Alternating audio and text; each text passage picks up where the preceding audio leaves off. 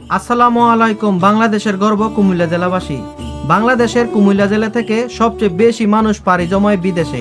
এটি এমন একটি জেলা যেখানে প্রায় প্রতিটি পরিবারে কেউ না কেউ প্রবাসে থেকে দেশের মুখ উজ্জ্বল করেছে। দীর্ঘদিন ধরে জনশক্তি রপ্তানি রেমিটেন্স প্রেরণে কুমিল্লা দীর্ঘস্থান ধরে রেখেছে।